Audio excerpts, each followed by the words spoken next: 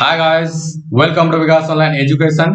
दोस्तों, आज के सेशन में हम लोग वीकली करंट अफेयर्स को देखने वाले हैं, जो कि 12 से 18 सितंबर 2021 के बीच में जितने भी इंपॉर्टेंट करंट अफेयर्स बने दोस्तों, सभी को हम लोग देखने वाले हैं। और आज का सेशन सभी एग्जामों के लिए अति महत्वपूर्ण है, चाहे वो एसएससी हो, बैंकिंग हो, रेलवे हो या फिर किसी भी स्टेट का एग्जाम। करंट अफेयर्स अपने आप में बहुत ही इंपॉर्टेंट हो जाता है दोस्तों, किसी भी एग्जाम के लिए। तो आइए दोस्तों, आज का सेशन को स्टार्ट करते हैं और चलते हैं आज का सेशन का फर्स्ट क्वेश्चन की ओर। देखिए दोस्तों, आज का सेशन का फर्स्ट क्वेश्चन हम लोग के सामने में आ चुका है। और क्वेश्चन क्या बोल रहा है कि हवा से कार्बन डाइऑक्साइड सोखने वाला विश्व का सबसे बड़ा कहाँ संयंत्र लगाया गया है? तो सही उत्तर हो जाएगा दोस्तों आइसलैंड में। यानी कि आइसलैंड में जो है हवा से कार्बन डाइऑक्साइड को सोखने वाला सबसे बड़ा, विश्व का सबसे बड़ा यहाँ पे सिस्टम को लगाया गया है, जो कि हवा से कार्बन डाइऑक्साइड को सोखने का काम करेगी। जैसा कि आप लोग को मालूम है दोस्तों कि फैक्ट्री से क्या निकलता है यहाँ पे, कार्बन डाइऑक्साइड, और सीधे सीधे कहाँ पे चला जाता है? हवा में चला जाता है। जैसा कि आप लोग का गाड़ी से भी निकलता है कार्बन डाइऑक्साइड धुआं के रूप में, और ये चला जाता है हवा में। तो जिसके कारण से यहाँ पे क्या हो रहा है, एयर को पोल्यूशन कर रहा है। तो इसी एयर पोल्यूशन को बचाने के लिए, हवा से कार्बन डाइऑक्साइड को सोखने के लिए विश्व का सबसे बड़ा यहाँ पे सिस्टम को लगाया गया है, जो कि आइसलैंड में यहाँ पे लगाया गया है। और ये हर साल जो है कार्बन डाइऑक्साइड को ये दफन करेगी, जैसा कि आप लोगों को मालूम है दोस्तों। और ये दुनिया का सबसे बड़ा क्या है, संयंत्र को लगाया गया है आइसलैंड में। और इससे क्या होगा दोस्तों, और इससे क्या होने वाला है, ये डायरेक्ट एयर कैप्चर तकनीक के थ्रू यहाँ पे काम करेगा। तो डायरेक्ट एयर कैप्चर तकनीक की तरह से ये काम कर रहा है दोस्तों। और इससे हम लोग को ज्यादा से ज्यादा क्या होगा, कार्बन डाइऑक्साइड को सोखने में कामयाबी हासिल होगा, और हम लोग को यहाँ पे एयर पोल्यूशन से हम लोग क्या करेंगे, बच सकेंगे। ठीक है दोस्तों। अब इसमें क्या होता है दोस्तों कि ये जैसे यहाँ पे जो सिस्टम लगाया गया है आइसलैंड में, ये 790 गाड़ी जितना उत्सर्जन जो करता है कार्बन डाइऑक्साइड, उतना कार्बन डाइऑक्साइड को ये सोखने का काम करेगा। जैसा कि आप यहाँ के माध्यम से इस सिस्टम को भी आप देख सकते हैं फिगर के माध्यम से। चलिए, अब यहाँ पे आप लोगों को पूछ देगा। अब यहाँ पे सिंपल सा बात, यहाँ पे देखते हैं हम लोग कि आइसलैंड के कार्बन स्टोरेज फॉर्म, ठीक है, कार्बक्स के साथ में यहाँ पे पार्टनरशिप किया गया है। ठीक है। और ये साल भर में, यहाँ पे देखिएगा दोस्तों, हर साल 4000 टन कार्बन डाइऑक्साइड को हवा से निकालने का ये काम करेगा, जो कि 790 गाड़ियां जो जितना यहाँ पे कार्बन डाइऑक्साइड को उत्सर्जित करती है, उतना सारा गाड़ी का कार्बन डाइऑक्साइड को यहाँ पर ये जो सिस्टम जो है साल भर में ये एब्जॉर्ब करेगी। ठीक है। और जिससे हम लोग का एयर पोल्यूशन भी खत्म हो जाएगा और उसको घटाने में काम करेगा जाएगा। ठीक है। चलिए, तो अब यहाँ पे एक क्वेश्चन पूछा जा सकता है, ठीक है, द ओर्का प्लांट, इस चीज को भी यहाँ पे देख लीजिएगा, जो कि स्थानीय भाषा में एनर्जी के रूप में इसको दिया गया है। और इसमें कितना कंटेनर लगा हुआ है दोस्तों? 8 कंटेनर इसमें लगा हुआ है, जिसमें हाई टेक फिल्टर और फैन लगे हुए हैं, और ये कार्बन डाइऑक्साइड को हवा से ये निकाल देती है। ठीक है। तो इस तरीके से यहाँ पे क्या होगा, एयर से यानी कि हवा से हम लोग को कार्बन डाइऑक्साइड को सोखने में काम करेगा। ठीक है। चलिए, नेक्स्ट क्वेश्चन की ओर चलते हैं दोस्तों। उससे पहले हम लोग यहाँ पे कुछ देख लेते हैं कि आखिर अभी तक दुनिया भर में ऐसा ऐसा सिस्टम कितना लगाया गया है। तो दुनिया भर में ऐसा ऐसा सिस्टम जो है 15 सिस्टम को लगाया गया है, लेकिन अभी जो आइसलैंड में लगाया गया दोस्तों, वो विश्व का सबसे क्या है, बड़ा सिस्टम है। ठीक है। जो कि एयर से यानी कि हवा से कार्बन डाइऑक्साइड को सोखने का काम करेगी। उससे पहले दुनिया भर में 15 प्लांट को यहाँ पे लगाया जा चुका है। ठीक है। चलिए, अब सेकंड क्वेश्चन को चलते हैं। सेकंड क्वेश्चन हम लोग के सामने में आ चुका है दोस्तों कि वार्षिक उत्सव नुआखाऊ जुहर प्रमुख रूप से किस राज्य में मौसम की नई फसल को चिन्हित करने के लिए मनाया जाता है? तो सही उत्तर है दोस्तों उड़ीसा। यानी कि उड़ीसा राज्य में हर साल वार्षिक उत्सव यानी कि हर साल कौन सा पर्व, नुआखाई जुअर यहाँ पे एक पर्व मनाया जाता है। अब इसमें क्या होता है दोस्तों कि उड़ीसा में नुआखाई उत्सव मनाया जाता है, और इसमें यह होता है कि जैसे कि हम लोग कोई भी धान लगाते हैं, तो धान को काट करके जब लाया जाता है, सबसे पहला जो चावल निकलता है उसको हम लोग बोलते हैं नवाखाई। ठीक है, नवाखाई। तो उड़ीसा राज्य में इसी को बोलता है नुआखाई, यानी कि नवाखाई। जो नया नया धान रहता है उससे जो चावल निकाल के जो खाते हैं, तो उसी को बोलते हैं हम लोग नवाखाई। ठीक है। और ये नुआखाई कहाँ पे एंजॉय किया जाता है दोस्तों? तो नुआखाई जुअर जो है ये धार्मिक उत्सव है और परंपरागत से के साथ में इसको एंजॉय किया जाता है, मनाया जाता है। और ये गणेश चतुर्थी के उत्सव के एक दिन बाद ये मनाया जाता है। और कहाँ पे? नुआखाई एक फसल उत्सव है। इंपॉर्टेंट याद रखिएगा दोस्तों, ये क्वेश्चन आप लोग को पूछ सकता है कि नुआखाई कैसा त्योहार है, उत्सव है। तो नुआखाई ये क्या है दोस्तों? फसल उत्सव है, जो कि पश्चिमी उड़ीसा और दक्षिणी छत्तीसगढ़ के लोगों के द्वारा ये मौसम के नए चावल का स्वागत करने के लिए इसको क्या किया जाता है? मनाया जाता है। ठीक है, तो नुआ का अर्थ है मतलब यहाँ पे नया, और खाई का अर्थ है भोजन, यानी कि नवा खाने वाले भोजन को यहाँ पे क्या बोलते हैं हम लोग? नुआखाई, जो कि धान कट के लाने के बाद जो नया फसल होता है उसके बाद जो हम लोग भोजन करते हैं तो उसको करते हैं नवाखाई। ठीक है, चलिए अब यहाँ पे पीएम मोदी ने भी यहाँ पे क्या किए हैं? राज्यवासियों को, ठीक है, त्योहार का दी बधाई, यानी कि पीएम मोदी जी ने भी यहाँ पे राज्यवासियों को, ठीक है, यहाँ पे क्या दिए हैं? बधाई दिए हैं और हेल्दी स्वस्थ की कामना किए हैं। इस चीज को भी आप लोग यहाँ पे थोड़ा ध्यान दीजिएगा। ठीक है, चलिए नेक्स्ट यहाँ पे देख लेते हैं हम लोग, जैसा कि यहाँ पे आप फिगर के भी माध्यम से देख सकते हैं दोस्तों। अब यहाँ पे कुछ इंपॉर्टेंट फैक्ट को हम लोग देखते हैं कि बिरसा मुंडा स्टेडियम कहाँ पे हो जाएगा? ये आपका उड़ीसा राज्य में होगा, जो कि हॉकी का सबसे बड़ा स्टेडियम है। वहीं पे धानु यात्रा, ठीक है, और ये जो पर्व मनाया जाता है दोस्तों, भगवान श्री कृष्ण और कंस की ये कहानी के बारे में इस पर्व को मनाया जाता है। अब यहाँ पे नेक्स्ट देख लेते हैं सूर्य मंदिर। सूर्य मंदिर आपको यहीं भी मिल जाएगा, कोणार्क में ही, और ये उड़ीसा राज्य में मिल जाएगा। और इसको काला पेगोड़ा के नाम से जाना जाता है, एग्जाम में बहुत बार ये पूछ चुका है। और ये व्हाइट पेगोड़ा किसको बोला जाता है दोस्तों? जगन्नाथ टेम्पल यानी जगन्नाथ मंदिर को व्हाइट पेगोड़ा के नाम से जाना जाता है, और सूर्य मंदिर को काला पेगोड़ा के नाम से जाना जाता है। ठीक है, अब यहाँ पे ड्रिंक फ्रॉम टेप सिटी, ये उड़ीसा राज्य का ही क्या है दोस्तों? एक यहाँ पे अभियान है, जिसके तहत यहाँ पे 24 आवर यानी कि 24 घंटा यहाँ पे आपको वाटर फैसिलिटी दिया जाएगा। ठीक है, नेक्स्ट क्वेश्चन क्यों चलते हैं। नेक्स्ट क्वेश्चन हम लोग के सामने आ चुका है दोस्तों कि प्रधानमंत्री नरेंद्र मोदी ने अत्याधुनिक सरदार भवन का उद्घाटन कहाँ किया दोस्तों? तो ये सही उत्तर हो जाएगा यहाँ पे गुजरात राज्य में, यानी कि गुजरात राज्य में जो है पीएम मोदी ने, नरेंद्र मोदी ने अत्याधुनिक सरदार भवन का उद्घाटन किया है, जैसा कि आप यहाँ पे फिगर के भी माध्यम से देख सकते हैं। ठीक है, चलिए अब यहाँ पे क्या हो रहा है, गुजरात पीएम मोदी ने किया सरदार धाम भवन का लोकार्पण, बोले युवाओं को मिल रही है नई दिशाएं। अब इसमें क्या होगा? और सरदार धाम का जो भवन का लोकार्पण किया गया है, इससे क्या होगा दोस्तों? इससे हम लोग का ये होगा कि अहमदाबाद में बनाए गए सरदार धाम भवन में आधुनिक सुविधाओं के लिए जो स्टूडेंट है उन लोग को अत्याधुनिक सुविधा शामिल किया गया है, और साथ ही इससे कमजोर वर्ग की कन्याओं को विशेष लाभ मिलेगा। यानी कि जो पीएम मोदी के द्वारा, ठीक है, पीएम मोदी के द्वारा सरदार धाम भवन का जो लोकार्पण किया गया है, इससे हम लोग को ये बेनिफिट मिलने वाला है दोस्तों। ठीक है, कौन सा बेनिफिट मिलने वाला है कि अहमदाबाद में जो बनाया गया सरदार धाम भवन, वो क्या है? आधुनिक सुविधाओं से ये लेस है, और यहाँ पे स्टूडेंट को यहाँ पे सुविधा दिया जाएगा। ठीक है, और इससे साथ ही साथ कमजोर वर्ग की कन्याओं को विशेष लाभ इससे मिलेगा, किसमें? स्टडी करने में। ठीक है दोस्तों, चलिए नेक्स्ट क्वेश्चन की ओर चलते हैं। विजय रूपानी ने किस राज्य के नए चीफ मिनिस्टर के रूप में यहाँ पे इस्तीफा दे दिया गया है? तो यहाँ पे सही उत्तर हो जाएगा दोस्तों गुजरात राज्य का, यानी कि विजय रूपानी जी ने यहाँ पे गुजरात के मुख्यमंत्री पद से क्या कर दिए हैं? रिजाइन कर दिए हैं, इस्तीफा कर दिए हैं। ठीक है, और उनके जगह पे यहाँ पे देखिए, यहाँ पे आप समझ लीजिएगा थोड़ा सा कि गुजरात राज्य के जो पहले सीएम थे वो क्या थे?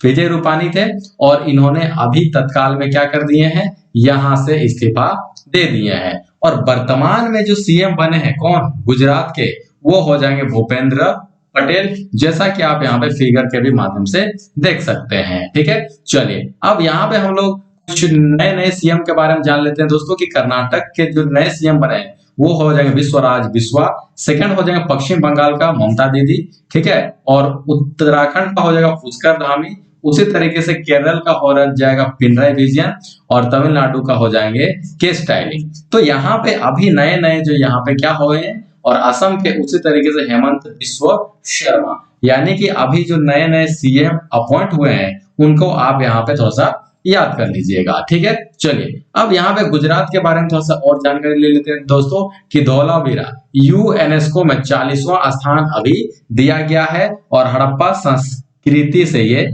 रिलेटेड है। ठीक है दोस्तों, यानी कि यूनेस्को में शामिल किया गया है किसको, धौलावीरा को, और ये कितना स्थान लिया है, 40वां, जो हाल फिलहाल में अभी 40वां स्थान में धौलावीरा को यूनेस्को में शामिल कर लिया गया है। ठीक है, नेक्स्ट यहाँ पे हो जाएगा रानी की वाव, यानी कि रानी की वाव को भी यूनेस्को ने 2014 में ही इसको क्या किया गया है, अपनाया था, यानी यूनेस्को की सूची में रानी की वाव को भी 2014 में ही इसको सूची में डाला जा चुका है। और रानी की वाव को कौन बनवाया था दोस्तों, ये सोलंकी वंश ने बनवाया था। ठीक है, अब यहाँ पे देख लेते हैं कि भारत की पहली इलेक्ट्रिकल व्हीकल शहर किसको कहा जाता है, केवड़िया को, और ये सभी कहाँ है, गुजरात में। तो गुजरात के बारे में हम लोग और थोड़ा सा ले लेते हैं दोस्तों कि स्टेच्यू ऑफ यूनिटी कहाँ है दोस्तों, सरदार वल्लभ भाई पटेल का स्टेच्यू ऑफ यूनिटी का निर्माण किया गया था। ठीक है, और ये कौन सा द्वीप में है दोस्तों, ये हो जाएगा आपका साधु द्वीप में हो जाएगा। ठीक है,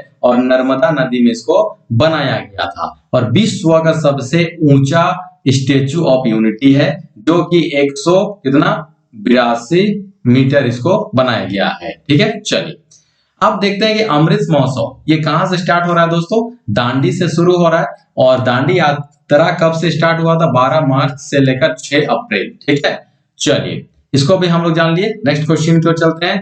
केंद्रीय नागरिक उड्डयन मंत्री ज्योतिरादित्य सिंधिया ने किस राज्य के मंत्री के साथ में मेडिसिन फ्रॉम द स्काई परियोजना शुरू की है, तो सही उत्तर हो जाएगा दोस्तों तेलंगाना में। यानी कि बोलने का मतलब ये हो गया कि तेलंगाना सरकार के द्वारा, ठीक है, तेलंगाना सरकार के साथ में यहाँ पे केंद्रीय मंत्री नागरिक उड्डयन मंत्री जिनका नाम है ज्योतिरादित्य सिंधिया, यहाँ पे क्या कार्यक्रम को कौन सा उद्घाटन किए हैं, परियोजना कौन सा है, यहाँ पे हो जाएगा मेडिसिन फ्रॉम दी स्काई, यानी कि जो दवा है वो कहां से आएगा दोस्तों, वो आएगा आपका हवा से आएगा। जैसा कि आप यहाँ पे देख पा रहे हैं दोस्तों कि अब कोरोना वैक्सीन की डिलीवरी करेगा कौन, ड्रोन, और किसके माध्यम से, आईसीएमआर को मिली शर्त मंजूरी। ठीक है, और ड्रोन के माध्यम से अब क्या किया जाएगा, यहाँ पे दवाई को पहुंचाया जाएगा एक से जगह से दूसरे जगह, कहां पे, तेलंगाना। ठीक है, चलिए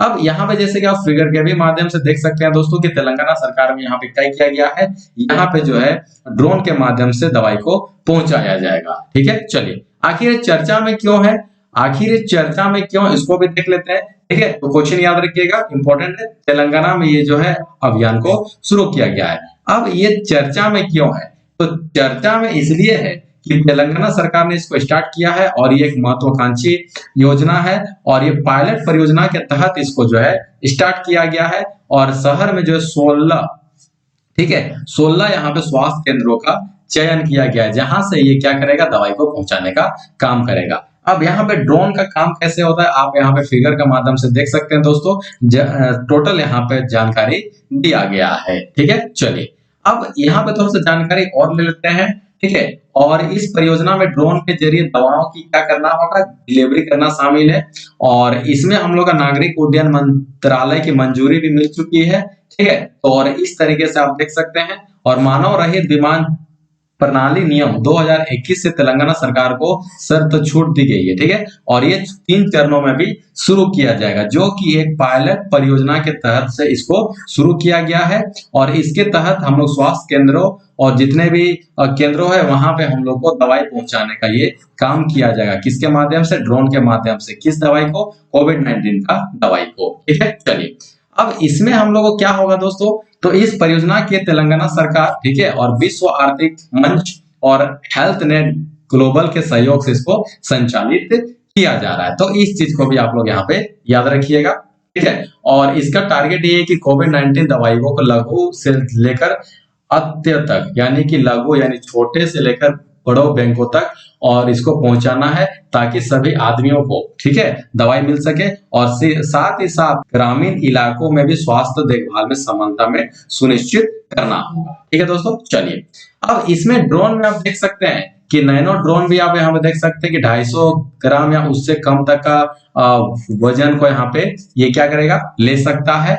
और ड्रोन भी 5 तरह का होता है दोस्तों, नैनो, माइक्रो, स्मॉल, मीडियम और ये लार्ज। तो यहाँ पे सारा चीज का यहाँ पे क्वालिटी को दिया गया है कि कौन कितना सामान को ले जा सकता है। ठीक है, चलिए नेक्स्ट क्वेश्चन की ओर चलते हैं। राष्ट्रीय अल्पसंख्यक आयोग के अध्यक्ष के रूप में किसे नामित किया गया दोस्तों? तो इकबाल सिंह लालपुरा जी को यहाँ पे राष्ट्रीय अल्पसंख्यक आयोग के अध्यक्ष के रूप में नामित किया गया है। जैसा कि आप यहाँ पे देख सकते हैं कि इकबाल सिंह लालपुरा अल्पसंख्यक आयोग के अध्यक्ष नियुक्त हो चुके हैं और यहाँ पे फिगर के भी माध्यम से देख सकते हैं। नेक्स्ट क्वेश्चन को चलते हैं। किस राज्य सरकार ने एक तेज तर्रार कवि और स्वतंत्रता सेनानी सुब्रमण्य भारती की पुण्यतिथि को महाकवि सम्मेलन दिवस के रूप में मनाने का फैसला किया है? तो ये हो जाएंगे तमिलनाडु सरकार ने जो है यहाँ पे तेज तर्रार कवि और स्वतंत्रता सेनानी जिसका नाम है सुब्रमण्यम भारती की पुण्यतिथि को महाकवि सम्मेलन दिवस के रूप में मनाने का फैसला किया है, जो कि आप यहाँ पे फिगर के भी माध्यम से देख सकते हैं दोस्तों। जिनका जन्म यहाँ पे 11 दिसंबर 1882 को कहाँ पे हुआ था? ये भारत में हुआ था। और इनका जो डेथ हो गया था वो 11 सितंबर 1921 ईस्वी को 38 उम्र का में इनका भारत के मद्रास शहर में क्या हो चुके थे, डेथ हो चुके थे। और इनका अन्य नाम किस नाम से जाना जाता है? महाकवि भारतीयार। ओके, इसीलिए आप तमिलनाडु जब आइएगा तो इसलिए ज्यादा से ज्यादा आपको कॉलेज और स्कूल जो है भारतीयार कॉलेज और स्कूल ही आपको मिलेंगे। ठीक है, चलिए नेक्स्ट क्वेश्चन हम लोग के सामने आ चुका दोस्तों। सुप्रीम ऑडिट इंस्टीट्यूशन ASOSAI के एशियाई संगठन के विधानसभा के अध्यक्ष के रूप में किसे चुना गया है? तो जीसी मुर्मू जी को यहाँ पे क्या किया गया दोस्तों? विधानसभा के अध्यक्ष के रूप में यहाँ पे चुना गया है। ठीक है, चलिए तो GC Murmu get elected as association chairman. ठीक है, चलिए तो GC Murmu gets elected as ASOSAI chairman, यानी कि एसोसाई के चेयरमैन के रूप में किनको नियुक्त किया गया है? यहाँ पे CAG जीसी मुर्मू को। ठीक है, चलिए नेक्स्ट क्वेश्चन की ओर चलते हैं। किस देश में 2021 में सभी नवनिर्मित घरों और कार्यालयों में इलेक्ट्रिक वाहन चार्जर की सुविधा अनिवार्य होगी? यानी कि इंग्लैंड में आप चाहे नया घर बनाइए या फिर नया ऑफिस बनाइए, वहां पे आपको क्या करना होगा? इलेक्ट्रिक वाहन चार्जर का सुविधा देना ही होगा। तो इससे क्या होगा दोस्तों? इससे हम लोग को ये होगा कि वहां पे एयर पोल्यूशन कम हो जाएगा, क्योंकि आप जब इलेक्ट्रिक वाहन का सुविधा दीजिएगा तो चार्जर वहां पे दीजिएगा तो आपका आदमी ज्यादा से ज्यादा क्या खरीदेगा? वहां पे खरीदेगा, इलेक्ट्रिक वाहन खरीदेगा। और इससे क्या होगा? धुआं नहीं निकलेगा। और जब धुआं नहीं निकलेगा तो यहाँ पे कार्बन डाइऑक्साइड नहीं जाएगा हवा में। और इससे क्या होगा दोस्तों कि हम लोग का हवा में कार्बन डाइऑक्साइड में कमी आ जाएगी। तो यहाँ पे आप देख सकते हैं कि England is to be first country to require new homes, ठीक है, ईवी चार्जर, यानी कि इंग्लैंड ऐसा विश्व का पहला देश बन चुका है जो कि चाहे आप नवनिर्मित घर को बनाइए या फिर कार्यालय बनाइए, उसमें आपको इलेक्ट्रिक व्हीकल चार्जर लगाना अनिवार्य है। ठीक है दोस्तों, इससे हम लोग को क्या होगा? इससे हम लोग को वहां पे कार्बन डाइऑक्साइड को कम करने में सहायता मिलेगी। नेक्स्ट क्वेश्चन, किसने तालिबान के अधिग्रहण के बाद अफगानिस्तान की सहायता के लिए $606 मिलियन की मदद करना चाह रहा है? तो सही उत्तर हो जाएगा UN। जैसे कि आप लोगों को मालूम है दोस्तों कि तालिबान, जैसे कि अफगानिस्तान में कौन आ चुका है? अभी तालिबान आ चुका है। तो तालिबान के आते ही आते वहां पे क्या हो गया? भगदड़ मच गया और सभी आदमी जो है अपना अपना देश छोड़ के वहां पे दूसरे देशों में यहाँ पे रहने के लिए भाग रहे हैं। तो ऐसा स्थिति में जो है तालिबान यानी कि अफगानिस्तान को मदद करने का कोशिश यहाँ पे कर रहा है। कौन? UN। कितना?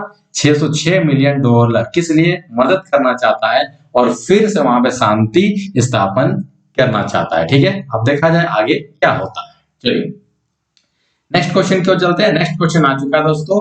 नेक्स्ट क्वेश्चन क्या बोल रहा है कि स्वर्णिम विजय वर्ष मशाल या विजय ज्योति इंडो पाक युद्ध 1971 की याद में कहां तक पहुंची है? यानी कि जो विजय वर्ष मशाल है दोस्तों, या फिर आप बोल सकते हैं कि 1971 का जो हम लोग को युद्ध हुआ था उस जुलूस को, उस मशाल को, या फिर विजय ज्योति इंडो पाक युद्ध 1971 की याद में इस मशाल को कहां तक पहुंचाया गया है? ये पहुंचाया गया दोस्तों अरुणाचल प्रदेश तक इसको पहुंचाया गया है। ठीक है दोस्तों, चलिए नेक्स्ट क्वेश्चन की ओर चलते हैं। नेक्स्ट क्वेश्चन हम लोग के सामने आ चुका है। पीएम मोदी ने किस राज्य में राजा महेंद्र प्रताप सिंह राज्य विश्वविद्यालय की आधारशिला रखी? तो वो हो जाएगा यूपी, यानी कि यूपी में राजा महेंद्र प्रताप सिंह की पूरी कहानी पीएम मोदी ने जिनके नाम पर यूनिवर्सिटी का किया शिलान्यास। ठीक है, तो आप इसको भी देख सकते हैं कि पीएम मोदी के द्वारा यूपी में, ठीक है, यूपी में कि इसका राजा महेंद्र प्रताप सिंह का क्या राज्य विश्वविद्यालय के यहाँ पे आधारशिला रखे हैं। तो इससे क्या होगा दोस्तों, इससे ये होने वाला है कि यहाँ पे हम लोग को ज्यादा से ज्यादा शिक्षा मिलेगा और हम लोग एजुकेशन का माहौल मिलेगा। ठीक है, चलिए नेक्स्ट क्वेश्चन हम लोग को आ चुका है दोस्तों। भारतीय राष्ट्रीय अंतरिक्ष संवर्धन प्राधिकरण केंद्र इन स्पेस के अध्यक्ष के रूप में किसे नियुक्त किया गया है? तो यहाँ पे हो जाएंगे पवन कुमार गोयनका। ठीक है, चलिए नेक्स्ट क्वेश्चन की ओर चलते हैं।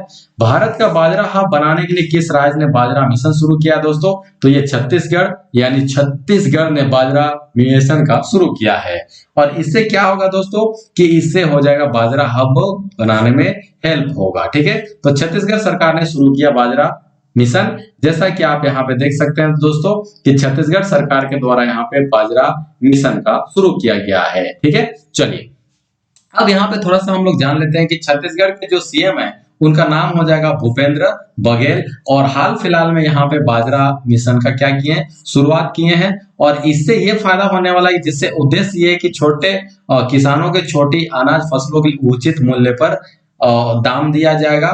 और ये पहल राज्य को भारत का बाजरा का हब बनाने के लिए मुख्यमंत्री के विजन की दिशा में भी एक कदम है। यानी कि भारत का बाजरा का हब कौन कहा जाएगा? छत्तीसगढ़ को कहा जाएगा। ठीक है, और ये भारतीय बाजरा अनुसंधान संस्थान ये कहाँ है दोस्तों? हैदराबाद में। इस चीज को भी आप लोग यहाँ पे देखिएगा। ठीक है, चलिए, जो कि IIMR यानी कि इंडियन इंस्टीट्यूट ऑफ माइलेट रिसर्च, जो कि कहाँ है दोस्तों? हैदराबाद में। इस चीज को भी आप लोग ध्यान से रखिएगा। ठीक है, चलिए नेक्स्ट क्वेश्चन को चलते हैं। नेक्स्ट क्वेश्चन हम लोग के सामने आ चुका है दोस्तों कि पीएम कुसुम योजना के तहत सोलर पंप लगाने वाला पहला राज्य कौन बन चुका है? तो ये हो जाएगा हरियाणा। यानी कि पीएम कुसुम योजना के तहत सोलर पंप लगाया जाएगा कौन सा राज्य के द्वारा? हरियाणा के द्वारा। और जैसे यहाँ पे कुसुम योजना के द्वारा यहाँ पे क्या लगाया जाएगा दोस्तों? सोलर पंप लगाया जाएगा, और ताकि हम लोग को यहाँ पे सोलर एनर्जी को क्या कर सके, बढ़ावा दे सके, और फिर इससे हम लोग का पोल्यूशन को भी घटाएंगे। जैसे आप लोग कोई भी मशीन चलाते हैं तो उसमें आप लोग क्या होगा दोस्तों कि पेट्रोल डालते होंगे, तो उससे जो जलता है और फिर मशीन चलता है, स्टार्ट होता है, तो उससे क्या होता है, फिर वहां से कार्बन डाइऑक्साइड निकलती है। लेकिन यहाँ पे कुसुम परियोजना के तहत यहाँ पे सोलर पैनल यानी कि सोलर पंप लगाने का कार्य को किया जा रहा है। और ये किसके द्वारा काम किया जा रहा है? Ministry of new and renewable energy के द्वारा इसको किया जा रहा है। ठीक है, चलिए नेक्स्ट क्वेश्चन की ओर चलते हैं। उससे पहले हम लोग यहाँ पर देख लेते हैं दोस्तों कि आखिर कुसुम योजना का उद्देश्य क्या है। तो कुसुम योजना का उद्देश्य यह है दोस्तों कि भारत में किसान को सिंचाई में बहुत परेशानी का सामना करना होता था, और उससे अधिक या कम बारिश की वजह से किसान की फसल क्या होती थी, डैमेज होती थी। केंद्र ने क्या किया है? केंद्र सरकार की कुसुम परियोजना के जरिए किसान अपने जमीन में सौर ऊर्जा उपकरण और पंप लगाकर अपने खेतों की सिंचाई कर सकेंगे। यानी कि यहाँ पे कुसुम योजना के तहत में पंप लगाया जाएगा, सोलर पैनल लगाया जाएगा, और उससे जो एनर्जी निकलेगा उससे क्या किया जाएगा, यहाँ पे पानी को पटाने का यानी कि खेतों में सिंचाई करने का काम किया जाएगा। ठीक है, चलिए नेक्स्ट क्वेश्चन की ओर चलते हैं। हाल ही में कौन से राज्य में सहारा फ्रोजन फूड्स की एक खाद्य प्रसंस्करण इकाई का उद्घाटन किया गया है? तो सही उत्तर हो जाएगा MP, यानी कि MP राज्य के द्वारा इस खाद्य इकाई को शुरू किया गया है। ठीक है, चलिए नेक्स्ट क्वेश्चन की ओर चलते हैं दोस्तों। हाल ही में कहां पर भारत की सबसे बड़ी ओपन एयर फर्नी का उद्घाटन किया गया है? तो ये हो जाएगा उत्तराखंड, यानी कि उत्तराखंड में खोली गई भारत की सबसे बड़ी ओपन एयर फर्नरी। इससे क्या होगा दोस्तों, जैसे कि आप फिगर में के भी माध्यम से देख सकते हैं कि यहाँ पे राज्य में उत्तराखंड राज्य में क्या खोला गया है? भारत का सबसे बड़ा ओपन एयर फर्नरी खोला गया है। देखते हैं अब इसको डिटेल्स में हम लोग कि उत्तराखंड के कहां पे रानीखेत में भारत की सबसे बड़ी ओपन एयर फर्नरी को खोला गया है, उद्घाटन किया है दोस्तों। और इससे ये होगा कि नया जो केंद्र बना है फर्न प्रजातियों का संरक्षण करने के लिए, और साथ ही साथ हम लोगों को उनकी पारिस्थितिक भूमिकाओं के बारे में भी जागरूकता पैदा होगी। यानी कि इससे ये होगा कि जो हम लोग का नया प्रजाति है उन लोग को भी हम लोग पेड़ पौधे का जो नया प्रजाति है उन लोग को हम लोग क्या करेंगे, संरक्षण कर सकेंगे और नया नया वहां पे हम लोग इंफॉर्मेशन को भी ले सकेंगे। और इससे आगे क्या होगा, शोधकर्ता में यानी शोध करने को बढ़ावा मिल सकेगा। और फर्नरी मतलब हो जा रहा है यहाँ पे कि बड़ी संख्या में क्या, फर्न प्रजाति यानी कि पौधे का प्रजाति, ठीक है। और इससे हम लोग को औषधि विज्ञान में भी यानी कि औषधियों को भी बचाने में सहायता होगा। तो सीधी सी बात इसको हम लोग कर सकते हैं कि उत्तराखंड के रानीखेत में ओपन एयर फर्नरी ओपन किया गया है, जिससे कि हम लोग को नए नए प्रजातियों पौधे के, ठीक है, उसको हम लोग क्या कर सकते हैं और सेविंग कर सकते हैं, जिससे हम लोग को आने वाले भविष्य में औषधि भी से हम लोग बना सकते हैं, ठीक है। चलिए, तो सीधा सा बात क्या है कि औषधि पौधों को बचाने के लिए उत्तराखंड के रानीखेत में ओपन एयर फर्नरी का उद्घाटन किया गया है, जैसा कि आप फिगर के भी माध्यम से देख सकते हैं, ठीक है। चलिए, विश्व का प्राथमिक चिकित्सा दिवस किस माह के दूसरे शनिवार को मनाया जाता है दोस्तों? तो सितंबर माह में। चलिए, किन दो देशों के बीच में 2+2 मंत्री स्तरीय वार्ता हुई? तो सही उत्तर हो जाएगा भारत और ऑस्ट्रेलिया के बीच। तो भारत और ऑस्ट्रेलिया ने आरंभ किए दो, तो देखिए यहाँ पे आखिर कौन कौन भाग लेते हैं उसको हम लोग देख लेते हैं कि 2+2 वार्ता यानी 2+2 वार्ता किसके किसके बीच में होता है? तो विदेश मंत्री और रक्षा मंत्री दोनों भाग लेते हैं। तो हम लोग के जो भारत के क्या हो जाएंगे दोस्तों, भारत के विदेश मंत्री हो जाएंगे जयशंकर जी और रक्षा मंत्री हो जाएंगे राजनाथ सिंह जी, ठीक है। जैसा कि आप दो लोग देख सकते हैं, ये हो जाएंगे हम लोग जयशंकर जी और यहाँ पे हो जाएंगे राजनाथ जी, ठीक है। और ऑस्ट्रेलिया के यहाँ पर भी दोनों विदेश मंत्री और यहाँ पे हो जाएंगे होम मिनिस्टर, दोनों ने मिलकर यहाँ पे 2+2 वार्ता को किए हैं। और इससे क्या होगा, इस किस मुद्दे पर बात हुई होगी दोस्तों? तो यहाँ पे साइबर सुरक्षा, अफगान संकट और तकनीकी, यानी कि साइबर सुरक्षा को लेकर के यहाँ पे इस वार्ता में क्या हुआ है, बात हुआ है।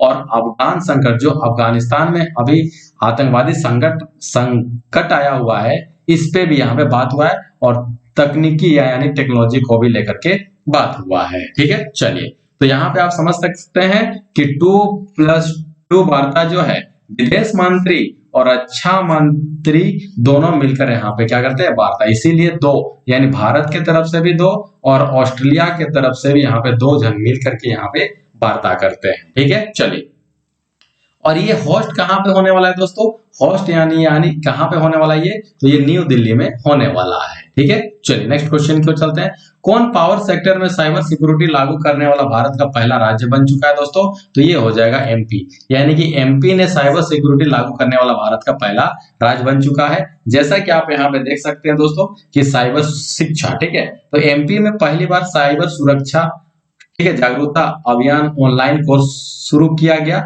जो कि 9वीं और 12वीं तक का स्टूडेंट भी इसमें शामिल हो सकते हैं, ठीक है दोस्तों। चलिए, नेक्स्ट क्वेश्चन, वैमानिकी विकास एजेंसी एनडीए के अनुसार एलसीए तेजस MK2 किस वर्ष से शुरू होगा? तो ये हो जाएगा आपका 2023 से, ठीक है। तो 2023 से यहाँ पे क्या हो जाएगा, हम लोग का तेजस चालू हो जाएगा, ठीक है। चलिए, नेक्स्ट क्वेश्चन की ओर चलते हैं। INS तबर ने लाल सागर में किसने नौसेना के जहाजों के लिए समुद्री अभ्यास में भाग लिया? तो ये हो जाएगा सूडान, यानी कि जो हम लोग का INS तबर है ना, वो लाल सागर में नेवी के तरफ से क्या करने गया है दोस्तों? सूडान में क्या कर रहा है, समुद्री अभ्यास ये कर रहा है, ठीक है। चलिए, अब यहाँ पे आप देख सकते हैं दोस्तों नेवी का ये जहाज है और सूडान के साथ में जो है यहाँ पे समुद्री अभ्यास कर रहा है। हम लोग का ये क्या है दोस्तों, INS तबर है, जैसा कि आप यहाँ पे देख रहे हैं, ठीक है। और यहाँ पे लिखा हुआ मिल जाएगा दोस्तों पेपर में कि लंबी यात्रा पर निकला INS तबर कई देशों के मित्र नौसेनाओं के साथ में मिलकर करेगा काम, यानी कि हम लोग का जो भारत देश का जो INS तबर है, ये सिर्फ और सिर्फ दूसरे देशों के साथ में क्या करता है दोस्तों, युद्ध अभ्यास यहाँ पे करता है, यानी युद्ध अभ्यास किसी के भी साथ में यहाँ पे ये करता है, ठीक है। चलिए, नेक्स्ट क्वेश्चन की ओर चलते हैं। नेक्स्ट क्वेश्चन हम लोग के सामने में यहाँ पे आ चुका है दोस्तों, और क्वेश्चन क्या बोल रहा है, भारत और किस देश ने यूनिफाइड पेमेंट इंटरफेस और पे नाउ को जोड़ने की घोषणा की है? तो यहाँ पे हो जाएगा सिंगापुर। तो सिंगापुर ने क्या किया दोस्तों, UPI यानी कि यूनिफाइड पेमेंट इंटरफेस और किसको, पे नाउ को जोड़ने की घोषणा किया है। कौन कौन? भारत और सिंगापुर ने, ठीक है। नेक्स्ट क्वेश्चन को चलते हैं। नेक्स्ट क्वेश्चन आ चुका है हम लोग दोस्तों, क्या बोल रहा है कि वो सहारा अफ्रीका में खाद्य सुरक्षा में सुधार के लिए अफ्रीका खाद्य सुधार 2021 से किसे सम्मानित किया गया है? तो सही उत्तर हो जाएगा आईसी रिटसेट। ठीक है, ये क्या हो जाएगा दोस्तों? इक्रीसेट। ठीक है, नेक्स्ट क्वेश्चन क्यों चलते हैं। किस प्राधिकरण ने डोर टू डोर कचरा संग्रहण के लिए कुशलतापूर्वक नवीन तरीके पेश करने की योजना बनाई है?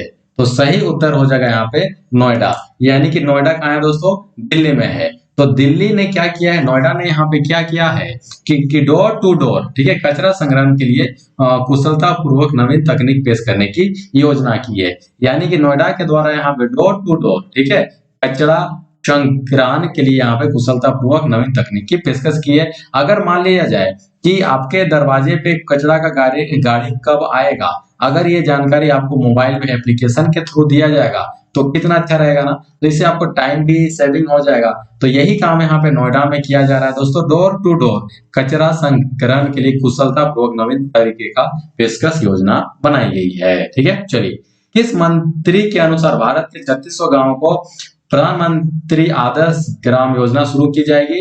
तो केंद्रीय जनजातीय मंत्रालय के मंत्री, जिनका नाम क्या है दोस्तों? अर्जुन मुंडा जी, उनके द्वारा यहाँ पे क्या किया गया है? यहाँ पे किया गया है आदर्श ग्राम योजना। ठीक है, यानी कि ठीक से बोले तो प्रधानमंत्री आदर्श ग्राम योजना। इसके तहत क्या होगा दोस्तों? चर्चा में आखिर ये क्यों है? तो चर्चा में आखिर ये है कि 31 अगस्त 2021 को एमपी में क्या हो जाएगा? मंत्री परिषद ने प्रधानमंत्री आदर्श ग्राम योजना का संचालन करने के लिए अनुसूचित जाति कल्याण विभाग को नोडल विभाग घोषित किया है। और इसमें हम लोग का मुख्य बिंदु क्या होगा दोस्तों कि 2020-21 में भारत सरकार द्वारा प्रधानमंत्री आदर्श ग्राम योजना के तहत कितना 117 नए ग्रामों का चयन किया जाएगा। टोटल यहाँ पे 3600 होगा, लेकिन अभी जो है 117 नए गांवों को यहाँ पे चुना जाएगा और उसके तहत से यहाँ पे उसको क्या बनाया जाएगा? आदर्श ग्राम योजना यहाँ पे बनाया जाएगा। ठीक है, चलिए नेक्स्ट चलते हैं हम लोग। हाल ही में औपचारिक रूप से भारतीय अंतरिक्ष अनुसंधान संगठन इसरो के साथ में कौन सी निजी कंपनी यहाँ पे जुड़ गई है?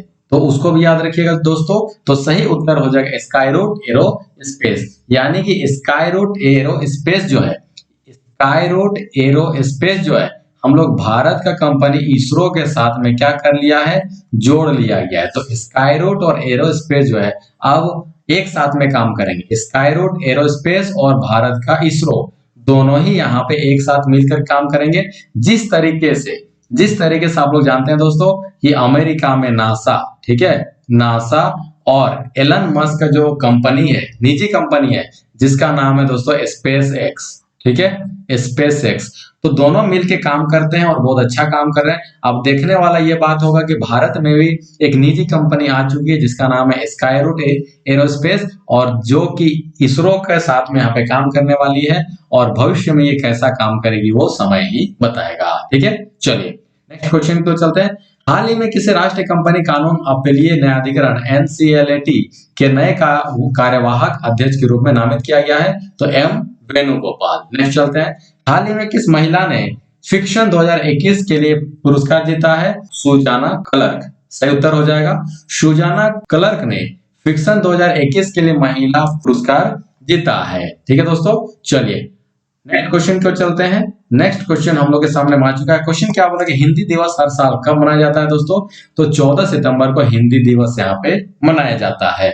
और आप देख सकते हैं कि हिंदी दिवस जो 14 सितंबर को मनाया जाता है। और 2021 का, ठीक है, 2021 का राष्ट्रीय हिंदी दिवस 2021 का क्या थीम था दोस्तों?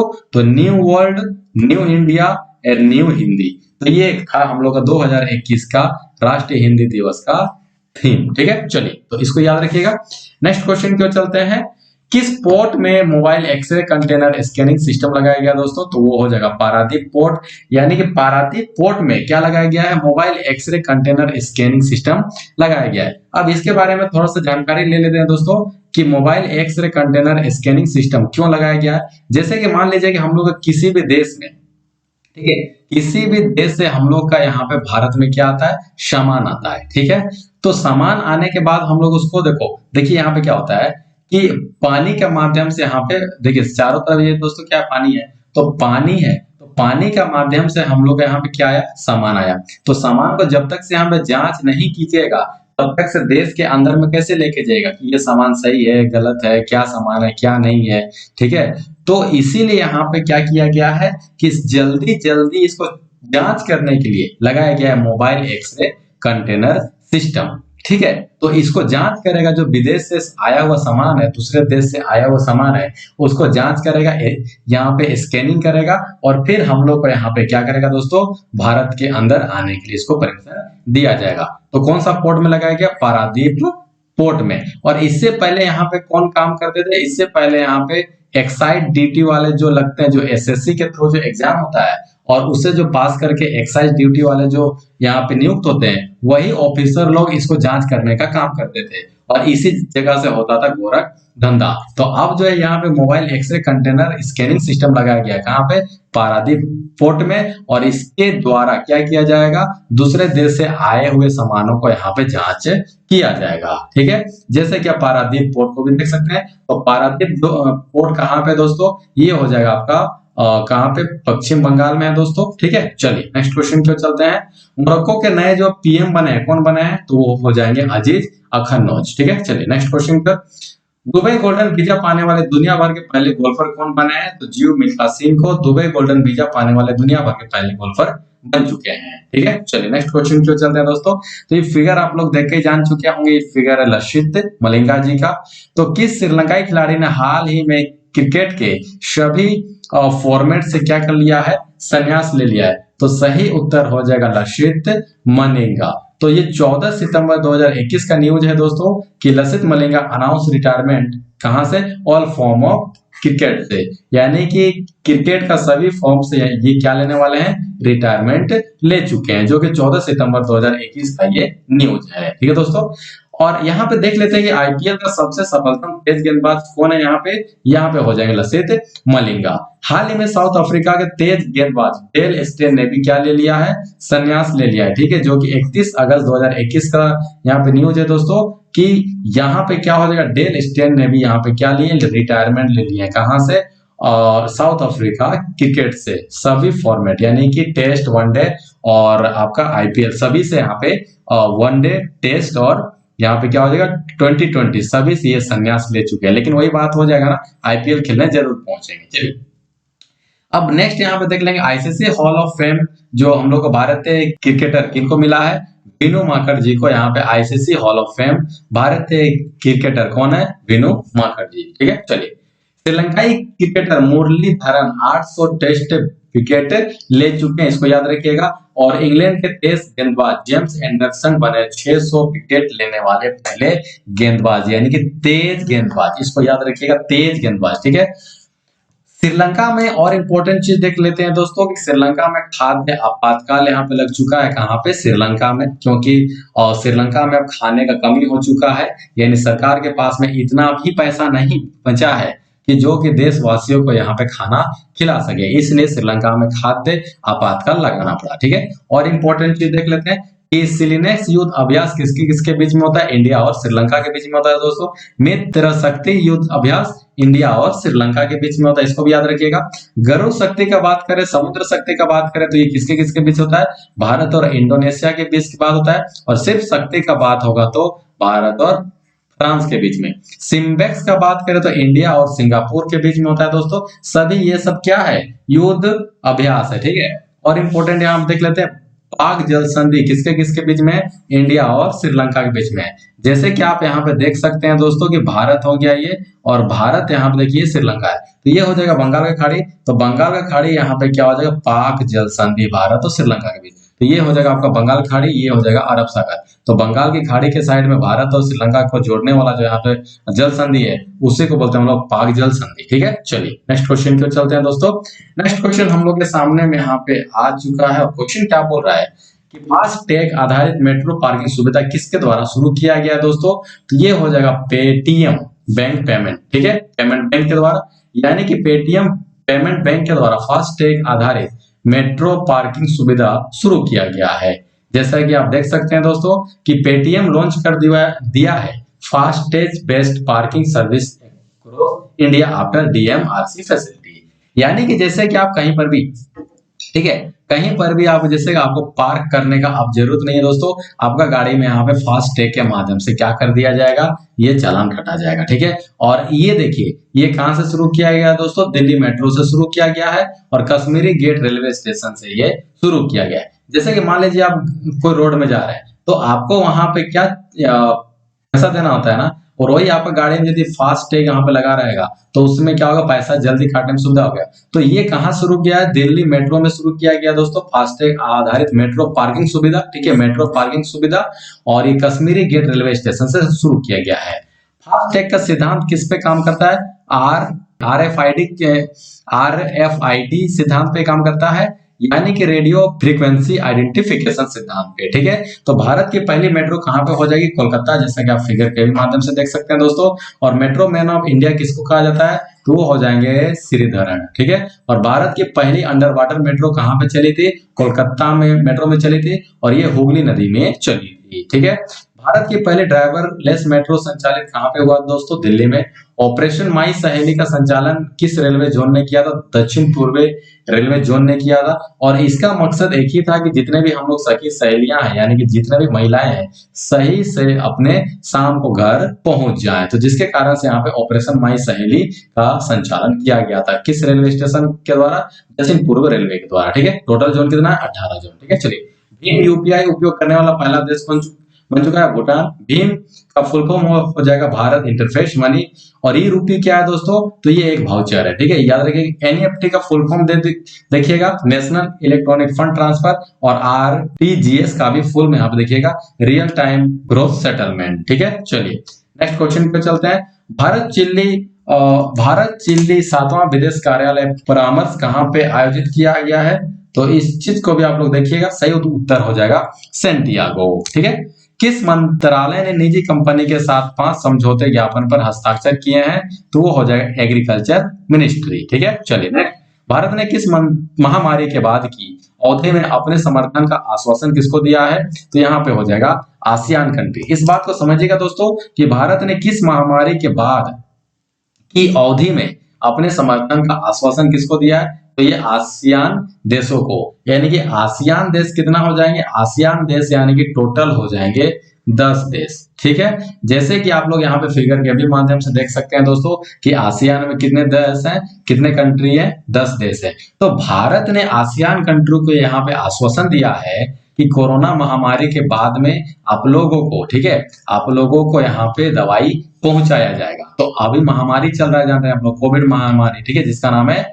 यहाँ पे कोरोना 19, यानी कि कोविड 19। तो कोविड 19 में ऐसे भी देश है जो कि दवा खरीदने नहीं सक रहे हैं, तो इसलिए यहाँ पे भारत ने आश्वासन दिया है किसको, आसियान देशों को, कि हम जो है आप लोगों को हेल्प करेंगे और कोविड 19 की दवा आप लोग तक पहुंचाया जाएगा। नेक्स्ट, यूनेस्को साक्षरता पुरस्कार से किस संगठन को सम्मानित किया गया है दोस्तों, तो एनआईओएस को यूनेस्को साक्षरता पुरस्कार से सम्मानित किया गया है, जिसका नाम है national institute for open school. जैसे कि आप उसका लोगो भी यहाँ पे देख सकते हैं।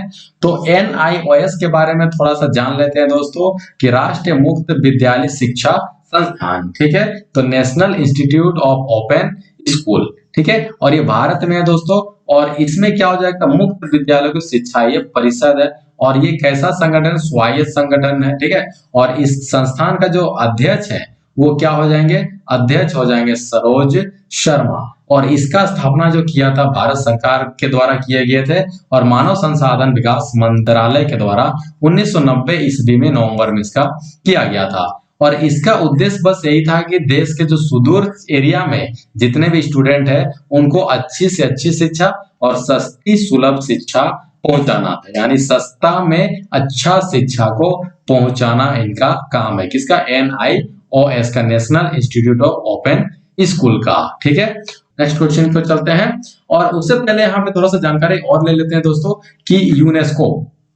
ठीक है, तो यूनेस्को यहाँ पे आप देख सकते हैं कि यूनेस्को का फुल फॉर्म क्या हो जाएगा, United Nation Education Scientific and Cultural Organization. ठीक है, जो कि यहाँ पे यूनेस्को का फुल फॉर्म है। और ये कैसा संस्था है दोस्तों, ये है विशेषज्ञ संस्था, और इसका अध्यक्ष अभी हो जाएंगे आंद्रे अजोल। ठीक है, और ये स्थापना कब हुआ था? 16 नवंबर 1946 ईस्वी को स्थापना हुआ था और भारत तब से ही यूनेस्को का क्या है दोस्तों, यहाँ पे सदस्य बना हुआ है। और यूनेस्को विश्व विरासत स्थल ऐसे खास स्थानों जैसे कि भवन हो गया, वन हो गया, है ना, पर्वत हो गया, झील, मरुस्थल, स्मारक, भवन या शहर आदि का ये क्या करता है, यहाँ पे देखभाल करता है, ताकि उसको, जैसे हम लोग का ये ताजमहल हो गया, तो ताजमहल पुराना है, ठीक है, और फेमस है, लाल किला फेमस है, ठीक है, इंडिया गेट फेमस है, तो ये सब को क्या करेगा दोस्तों, अपना वहां पे सूची में डालेगा और उसको देख रेख का काम उसको यहाँ पे यूनेस्को के द्वारा किया जाता है। अब यहाँ पे आप देख सकते हैं कि यूनेस्को सूची में कौन कौन भारत का यहाँ पे शामिल है। तो आगरा का किला, जयपुर सिटी, अजंता की गुफा, सांची का बौद्ध, चंपानेर, पावागढ़, ठीक है, छत्रपति शिवाजी टर्मिनल मुंबई जो महाराष्ट्र में, पुराना गोवा के चर्च, एलिफेंटा की गुफाएं, उसके बाद एलोरा की गुफाएं, फतेहपुर सिकरी, चोल मंदिर, हम्पी की स्मारक, तमिलनाडु। और इस तरीके से आप यहाँ पे देख सकते हैं बहुत सारा, जैसे कि आप कुतुब मीनार को भी यहाँ पे देख सकते हैं, और मानस राष्ट्रीय अभ्यारण्य, खजुराहो, केवलादेव राष्ट्रीय उद्यान जो कि राजस्थान में, तो ये सब सभी क्या है दोस्तों, और कोणार्क का सूर्य मंदिर, सुंदरबन, ताजमहल, ठीक है, और रामरप्पा मंदिर, पालमेर, तेलंगाना, ठीक है, 2021 में इसको यूनेस्को में शामिल किया गया, ठीक है। तो इस तरीके से क्या है दोस्तों, यूनेस्को के द्वारा यहाँ पे शामिल किया गया है और इसके द्वारा यहाँ पे क्या करेगा, सभी को देख रेख करेगा, ताकि हम लोग को जो पुराना यादाश्त है, पुराना चीज है, उसको हम लोग खराब ना करें, ठीक है। चलिए, किस आईआईटी ने उड़ान अभियान का लॉन्च किया है? तो किस आईआईटी के द्वारा उड़ान अभियान चालू किया गया है? तो हो जाएगा आईआईटी बॉम्बे, यानी आईआईटी बॉम्बे के द्वारा उड़ान अभियान लॉन्च किया गया है। चलिए, तो यहाँ पे देख लीजिएगा, आईआईटी बॉम्बे ने लॉन्च किया क्या, उड़ान, ठीक है, अभियान। और इसके द्वारा क्या किया जाएगा दोस्तों, ये कब किया, तो 14 सितंबर 2021 को हिंदी दिवस के अवसर पे इस अभियान का यहाँ पे लॉन्च किया गया। इसका उद्देश्य क्या है कि इसका उद्देश्य ये है, उच्च शिक्षा के संस्थानों में शामिल होने के दौरान कई छात्रों द्वारा सामना की जाने वाली भाषा की बाधा को तोड़ना है। जैसे कि आप लोग इंजीनियरिंग, ठीक है, तो इंजीनियरिंग का ज्यादातर किताब आपको इंग्लिश में ही मिलेगा, ठीक है दोस्तों, इंग्लिश में ही मिलेगा। तो उस इंग्लिश का जो किताब है उसको ट्रांसलेट करेगा किसमें, हिंदी में। तो इस तरीके से यहाँ पे ये जो अभियान है, इसके तहत हम लोग का भाषा का जो बाधा है उसको तोड़ने का उद्देश्य से इसको किया गया है, ठीक है। और ये कब किया गया, कौन किया है दोस्तों, 14 सितंबर 2021 को आईआईटी बॉम्बे के द्वारा इस कंप्यूटर विज्ञान इंजीनियरिंग के सभी विभागों, ठीक है, सभी विभागों में यहाँ पे जो भी बुक है, सभी इंग्लिश बुक को हिंदी में ट्रांसलेट करने का ये काम को किया गया है, ताकि सभी बच्चे जो है आसानी से यहाँ पे इंजीनियरिंग कर सके और भाषा का जो बाधा है उसको तोड़ने में हम लोग को आसानी होगा, ठीक है। चलिए, आजादी का 75वीं वर्षगांठ अमृत महोत्सव के रूप में इसको हम लोग मना रहे हैं। और थोड़ा सा और हम लोग जान लेते हैं, एमलेक्स ऑक्सीजन राइजनिंग उपकरण कौन चालू किया था दोस्तों, आईआईटी रोपड़ के द्वारा है। तो QS world university ranking IIT Madras को मिला है, जो कि भारत में, ठीक है, भारत में 177वां रैंक है, सॉरी, भारत को यहाँ पे, भारत में आईआईटी मद्रास को यहाँ पे सबसे फर्स्ट रैंक मिला है, लेकिन विश्व में कितना हो जाएगा, 177वां। किसके तहत, क्यूएस वर्ल्ड यूनिवर्सिटी रैंकिंग के तहत भारत का आईआईटी मद्रास को यहाँ पे फर्स्ट मिला है भारत में, लेकिन वर्ल्ड में रैंकिंग देखा जाए तो 177वां स्थान मिला है, ठीक है। चलिए, अब यहाँ विश्व का पहला स्मार्ट एयर प्यूरिफायर कौन चालू किया था, आईआईटी रोपड़ के द्वारा, ठीक है। और भारत का पहला 3D प्रिंटेड हाउस कौन चालू किया गया था, आईआईटी मद्रास के द्वारा, जो कि यहाँ पे कितना दिनों में, यहाँ पे IIT Madras startup build India first 3D house cuts construction by the 30%, ठीक है। और ये 5 दिनों में घर बन के तैयार हो जाता है, किसके द्वारा दोस्तों, इस अभियान के तहत, ठीक है। चलिए, 3D प्रिंटेड हाउस के तहत, ठीक है। चलिए, अभियान बोल्ड बोल्ट कहाँ का है दोस्तों? राजस्थान का है। और ये किससे रिलेटेड है? बांस की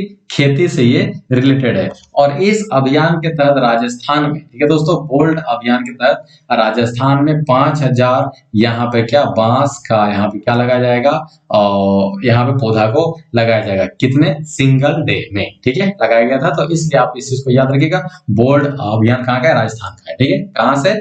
उदयपुर। नेक्स्ट क्वेश्चन की ओर चलते हैं। एशिया के ओलंपिक परिषद का कार्यवाहक अध्यक्ष किसे नियुक्त किया गया है? राजा रणधीर सिंह को, ठीक है। राष्ट्रीय ओजोन दिवस कब मनाया जाता है? तो 16 सितंबर को, ठीक है। और ओजोन परत याद रखिएगा दोस्तों, यहाँ पे क्या हो जाएगा कि राष्ट्रीय ओजोन दिवस कब मनाया जाता है? 16 सितंबर को मनाया जाता है दोस्तों। और इससे क्या होता है? आखिर जैसे कि आप लोग जानते हैं कि ओजोन का कार्य यहाँ पे क्या है, उसको थोड़ा सा हम लोग समझ लेते हैं कि जो सूर्य से जो पराबैंगनी किरणें आती है दोस्तों, उसको हम लोग का, ठीक है, हम लोग का धरती के अंदर समाने से ये क्या करता है? ओजोन परत ये क्या करता है दोस्तों?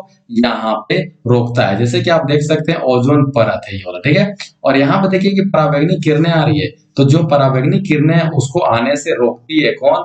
हम लोग का ओजोन लेयर, ठीक है। ठीक है, चलिए अब यहाँ पे जो मॉन्ट्रियल प्रोटोकॉल हुआ था दोस्तों, कहाँ पे? कनाडा में। तो उसके तहत यहाँ पे क्या किया गया था? यहाँ पे गैसों पर प्रतिबंध लगाया गया था। किसके प्रतिबंध लगाया गया था? कौन सा गैस में लगाया गया था? तो यहाँ पे CFC यानी क्लोरोफ्लोरोकार्बन गैसों में क्या लगाया था? प्रतिबंध लगाया गया। कारण क्या है कि ओजोन परत का ये क्या करता है दोस्तों? डिफ्लेक्शन करता है, क्षरण करता है। और ये CFC गैस कहाँ से निकलती है? आपका कूलर से हो गया, रेफ्रिजरेटर से हो गया, वहां से निकलती है। और अगर ये ओजोन परत में छेद हो जाएगा तो हम लोग का यहाँ से क्या हो जाएगा? हार्मफुल यूवी रे है, जो पराबैंगनी किरणें वो धरती में पहुंचेगी और हम लोग को क्या करेगी दोस्तों? वो करेगी कैंसर, यानी कि पराबैंगनी किरणों से क्या होता है? ये कैंसर होता है, ठीक है। और एक बात आप देख सकते हैं कि ओजोन परत जो है दोस्तों, वो 10 से 40 किलोमीटर के बीच में ये पाया जाता है। धरती के ऊपर है ट्रोपोस्फियर, और उसके ऊपर है आपका ओजोन परत, और उसके ऊपर है आपका स्ट्रेटोस्फेयर, ठीक है। तो 1995 से 15 सितंबर को ओजोन दिवस के रूप में मनाया जाता है। और ओजोन परत पराबैंगनी किरणों से बचाता है, और इससे क्या है दोस्तों? स्किन कैंसर होता है इस किरण से, ठीक है। और ओजोन परत समताप मंडल में पाया जाता है, जो कि 10 से लेकर 40 किलोमीटर के बीच में ये पाया जाता है दोस्तों। और ओजोन परत की इकाई जो मापने का है वो है डोप्सन, ठीक है, याद रखिएगा। और क्योटो प्रोटोकॉल कहाँ पे किया गया था दोस्तों? 1997 में किया गया था, जापान में। और इसमें ग्रीन हाउस गैसों को ये रोकने के लिए बोला गया था। तो मीना का जलवा आप लोग याद रखिएगा, मीना का जलवा, ठीक है, मीना का जलवा, इसी से आप लोग ग्रीन हाउस गैसों को आप लोग यहाँ पे जान सकते हैं। मीना, ठीक है। यहाँ पे मी से हो जाएगा मीथेन, ना से हो जाएगा नाइट्रोजन, का से मतलब होगा कार्बन डाइऑक्साइड, और जल वाष्प से यहाँ पे हो जाएगा, जो कि सभी क्या है? ग्रीन हाउस गैस है। और मौसम संबंधी घटनाएं कहाँ पे पाई जाती है दोस्तों? यानी कि क्षोभ मंडल में दोस्तों, इसको भी याद रखिएगा कि क्षोभ मंडल में जितने भी मौसम संबंधी घटनाएं होती, चाहे बिजली कड़कना हो, तूफान का आना हो, पानी का आना हो, ठीक है, बादल का गरजना हो, सभी घटनाएं, ठीक है, कहाँ पे होती है? क्षोभ मंडल में होती है। और ओजोन छिद्र की खोज कितने की थी? 4 में, ठीक है। और 2021 का थीम क्या था दोस्तों?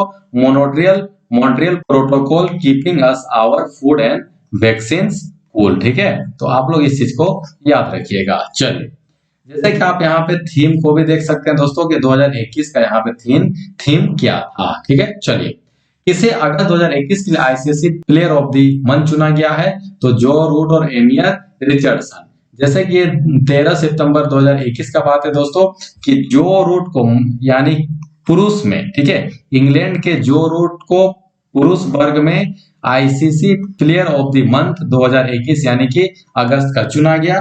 और अगर महिला वर्ग में देखा जाए तो एमियर रिचर्डसन को यहाँ पे चुना गया है, ठीक है। इस चीज को आप लोग यहाँ पे देखिएगा दोस्तों कि इंग्लैंड के कैप्टन है जो रूट, और आयरलैंड की स्टार है कौन? एमियर रिचर्डसन, ठीक है। चलिए, कुछ इंपॉर्टेंट चीज देख लेते हैं कि दुबई, यहाँ पे ICC का फुल फॉर्म क्या हो जाएगा दोस्तों? International cricket council. दुबई में इसका हेडक्वार्टर है। 5 जून 1909 को इसको स्थापना हुआ था। और इसका अध्यक्ष हो जाएंगे बार्कले जी, और BCCI का अध्यक्ष कौन हो जाएंगे? सौरभ गांगुली जी। और BCCI का फुल फॉर्म हो जाएगा board of control for the cricket in India. कब स्थापना हुआ था? 1928 ईस्वी में इसका स्थापना हुआ था। अब यहाँ पे देख लेते हैं कि T20 में सबसे तेज शतक बनाने वाले महिला कौन क्रिकेटर है? तो सोफी डिजाइन। जनवरी का प्लेयर ऑफ द मंथ किसे चुना गया था? ऋषभ पंत को।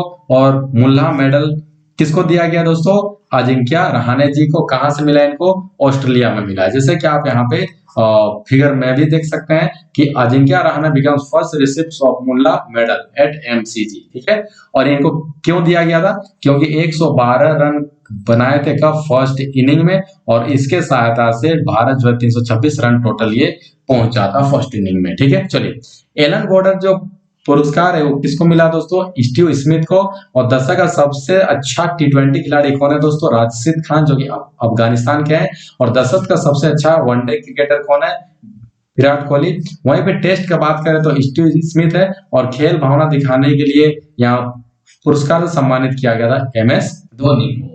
नेक्स्ट क्वेश्चन क्यों चलते हैं। किस राज्य ने ड्राई राशन योजना स्टार्ट किया है दोस्तों? तो ये हो जाएगा उड़ीसा राज्य। यानी कि ड्राई राशन योजना शुरू करने वाला भारत का पहला राज्य बन चुका है कौन? उड़ीसा राज्य, ठीक है। चलिए नेक्स्ट क्वेश्चन क्यों चलते हैं। फ्लोरेंस नाइटिंगेल पुरस्कार 2021 से किसे सम्मानित किया गया दोस्तों? तो भानुमति धिवला जी को। तो भानुमति धिवला को मिलेगा राष्ट्रीय फ्लोरेंस नाइटिंगेल सम्मान। कब? 2021 में। ये आप फोटो देख सकते हैं दोस्तों। आखिर इनको ये सम्मान क्यों दिया जा रहा है? क्योंकि कोविड-19 के समय में, ठीक है, कोविड-19 के समय में गर्भवती महिलाओं को, ऊपर से महिलाएं कोविड-19 से भी इफेक्टेड है और गर्भवती हैं, तो ऐसी महिलाओं की ये क्या करवाई थी? डिलीवरी करवाई थी। और बच्चों को भी केयर करने के लिए, ठीक है। तो कोविड-19 से इफेक्टिव गर्भवती महिलाओं को डिलीवरी और बच्चों का केयर करने के लिए इनको भानुमति धिवला जी को फ्लोरेंस नाइटिंगेल सम्मान 2021 सम्मानित किया जाएगा। और ये कहाँ के रहने वाली? गुजरात के रहने वाली है, ठीक है। चलिए यहाँ पे थोड़ा सा देख लेते हैं और जानकारी।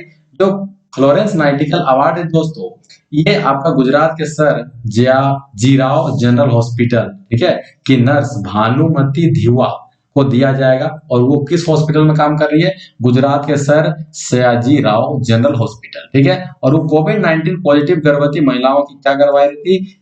डिलीवरी के साथ साथ जो बच्चे हो रहे थे उनको भी देखभाल कर रही थी, ठीक है। और इस तरीके से, और 2019 में जब अस्पताल में वार्डों में बाढ़ की वजह से पानी भर गया तो उन्होंने स्त्री रोग विभाग और बाल रोग अवार्ड में अपना ड्यूटी निभाई थी। तो इसलिए उनको वहां पे ये सम्मान से नवाजा जा रहा है, ठीक है। चलिए अब थोड़ा सा हम लोग जान लेते हैं कि इस भारत का शांति का पहला नोबेल किसको दिया गया था? हेनरी डोनेट को 1901 ईस्वी में। 2020 का शांति जो सम्मान है वो किसको दिया गया दोस्तों? विश्व खाद्य कार्यक्रम, ठीक है। और ये स्थापना कहाँ पे हुआ था? ये रोम में हुआ था 1961 ईस्वी में। अंतर्राष्ट्रीय नर्स दिवस कब मनाया जाता है? 12 मई को। और 2021 का नर्स और मिडवाइफ घोषित किया गया है, ठीक है। 2020 को नर्स और मिडवाइफ घोषित किया गया है, ठीक है दोस्तों, इसको आप लोग याद रखिएगा। अंतर्राष्ट्रीय बुकर सम्मान 2020 किसको दिया गया दोस्तों? तो ये हो जाएगा मारिके लुकास रिजनवेल्ड को, ठीक है। और अंतर्राष्ट्रीय बुकर सम्मान किसको 2021 दिया गया है? डेविड डायोफ को, ठीक है दोस्तों। चलिए नेक्स्ट चलते हैं। पीएम मोदी ने हाल ही में कौन सा टीवी लॉन्च किया है? तो वो हो जाएगा संसद टीवी। यानी कि संसद टीवी जो है मोदी जी है यहाँ पे लॉन्च किए हैं। पहले हम लोग यहाँ पे क्या हुआ करता था? पहले यहाँ पे हुआ करता था क्या? राज्यसभा टीवी एक होता था राज्यसभा टीवी, और एक होता था यहाँ पे लोकसभा टीवी। लेकिन अब दोनों को मिला करके क्या कर दिया गया दोस्तों? यहाँ पे उसको बना दिया संसद टीवी। अब दोनों को ही मर्ज कर दिया गया संसद टीवी। और जहां पे जो कि यहाँ पे राज्यसभा चाहे विधानसभा चाहे आपका लोकसभा है, लोकसभा और राज्यसभा में जो भी यहाँ पे कार्यक्रम चलेगा, ठीक है, जो भी बहस चलेगा उसको डायरेक्ट आप देख सकते हैं कहाँ पे? संसद टीवी के माध्यम से, ठीक है। चलिए तो यहाँ पे संसद TV launch Modi calls it's new voice of parliament, आप फिगर के भी माध्यम से देख सकते हैं दोस्तों। और संसद टीवी किस समिति का सिफारिश है? तो सूर्य प्रकाश समिति का ये सिफारिश है, ठीक है। और लोकसभा की पहली महिला महासचिव का नाम क्या है दोस्तों? तो ये हो जाएगा स्नेहलता श्रीवास्तव, ठीक है। चलिए संसद टीवी हुआ लॉन्च। पीएम मोदी ने बोले जब देश देखता है तो संसद को बेहतर आचरण की इंस्पायरेशन मिलेगी। यानी कि जब देश अगर देखेगा कि हम लोग क्या बोल रहे हैं तो कोई भी यहाँ पे जो एमएलए है कोई भी गलत बात वहां पे नहीं बोलेगा, ठीक है। और संसद टीवी और राज्यसभा टीवी के विलय के बाद संसद टीवी ने आकार लिया है। और संसद टीवी के मुख्य कार्यकारी अधिकारी रवि कपूर, ठीक है, ठीक है, इस चीज को आप लोग याद रखिएगा। तो राज्यसभा का महासचिव कौन हो जाएंगे? पीपीके रामाचर्लू। लोकसभा का महासचिव उत्पल सिंह। और यहाँ पे देख लेंगे संयुक्त बैठक की अध्यक्षता कौन करवाते हैं, राष्ट्रपति। ठीक है, तो यहाँ पे हो जाएगा राष्ट्रपति। राष्ट्रपति और आर्टिकल कितना है दोस्तों, 108। संयुक्त बैठक में राज्यसभा सभापति का भाग नहीं ले सकता। और नए संसद का निर्माण कौन कर रहा है दोस्तों, टाटा कंपनी यहाँ पे जो नया संसद बन रहा है उसको यहाँ पे बनाने का काम कर रही है। ठीक है, चलिए नेक्स्ट चलते हैं हम लोग। किस दिन अभियंता दिवस के रूप में मनाया जाता है, तो 16 सितंबर को यहाँ पे इंजीनियर डे यहाँ पे मनाया जाता है। तो किसके जन्मदिन पर मनाया जाता है, यहाँ पे विश्व सुरैया के जन्म दिवस पर इसको मनाया जाता है दोस्तों। यहाँ पे आप देख सकते हैं, और मैसूर में इनका जन्म हुआ था विश्व सुरैया जी का। ठीक है, और इन्हीं के जन्म दिवस पर हम लोग क्या मनाते हैं, इंजीनियर्स डे मनाते हैं। और आधुनिक भारत का विश्वकर्मा इन्हीं को कहा जाता है। ठीक है, चलिए, और इन्होंने यहाँ पे कृष्ण सागर बांध का निर्माण किया था कावेरी नदी में, जो कि कर्नाटक में है। और इंपॉर्टेंट पॉइंट यहाँ पे देख सकते हैं दोस्तों, ये अंतर्राष्ट्रीय साक्षरता दिवस को मनाया जाता है 8 सितंबर को, और अंतर्राष्ट्रीय हिंदी दिवस मनाया जाता है 10 जनवरी को, और राष्ट्रीय हिंदी दिवस 14 सितंबर को, और ओजोन संरक्षण दिवस 16 सितंबर 1987 से इसको 16 सितंबर को ये मनाया जा रहा है, क्योंकि मॉन्ट्रियल कनाडा में ये क्या होता बैठक हुआ था, और उसी समय सीएफसी पर यानी कि कार्बन फ्लोरो, ठीक है, यानी क्लोरोफ्लोरोकार्बन गैसों पर ये रोक लगाया गया था। और तब से 16 सितंबर से क्या किया गया, ओजोन संरक्षण दिवस को मनाया जा रहा है। ठीक है, नेक्स्ट विश्व पर्यटन दिवस 27 सितंबर को मनाया जाता है। एनएसओ और सीएसओ को विलय करके एनएसओ का गठन किया गया दोस्तों। और भारतीय सांख्यिकी संस्थान आईएसआई का मुख्यालय क्या हो जाएगा, कोलकाता में हो जाएगा।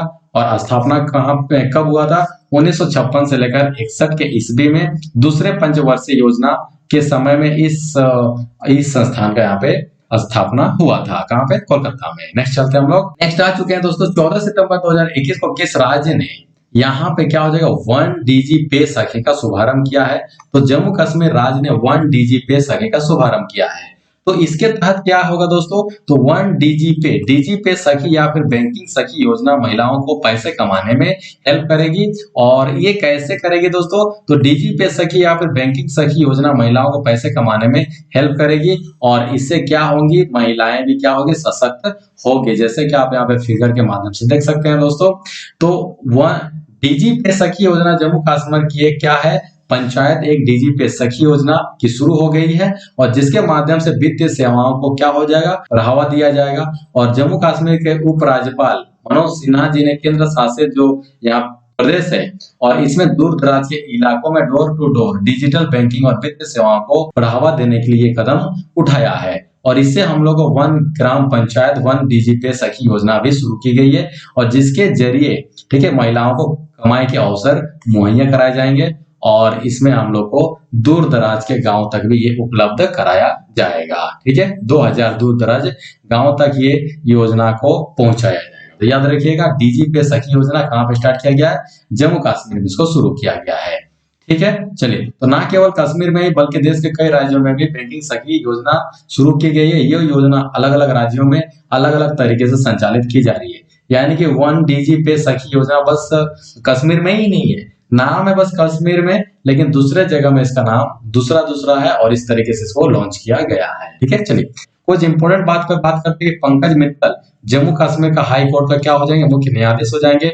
विश्व की सबसे बड़ी वित्तीय योजना कौन सी हो जाएगी, जन धन योजना। और देश की पहली भूतापीय बिजली परियोजना, तो ये हो जाएगा पूगा घाटी परियोजना। कहाँ पे हो जाएगा दोस्तों, लद्दाख में। और आपका वन धन विकास योजना के लिए आदर्श के राज्य कौन सा हो जाएंगे, ये हो जाएगा आपका मणिपुर। ठीक है, चलिए, देश का पहला ग्रीन हाइड्रोजन मोबिलिटी जो अभियान है, यानी कि हाइड्रोजन बस कहाँ पे चला, ये लद्दाख में चला। और सबसे बड़ा राष्ट्रीय उद्यान कहाँ है दोस्तों, हेमिस राष्ट्रीय उद्यान लद्दाख में। और लद्दाख का राष्ट्रीय पशु कौन हो जाएगा, हिम तेंदुआ। जम्मू कश्मीर का राष्ट्रीय पशु का नाम हो जाएगा दोस्तों अंगुल। और दचिगम राष्ट्रीय उद्यान का नाम हो जाएगा जम्मू एंड कश्मीर। अब यहाँ पे नेक्स्ट हम लोग देख लेते हैं कि 42वां रामसर साइट किसको दिया गया दोस्तों, देओस्कर झील। कहाँ पे दोस्तों, लद्दाख में। पेंगोंग झील ये भी आपका लद्दाख मिलेगा। और ये करेबा क्या है, तो केसर का उत्पादन है, जो कि जम्मू कश्मीर में पाया जाता है। और केसर का जो जीआई टैग दिया गया है, और वो भी किसको दिया गया, जम्मू कश्मीर को दिया गया है।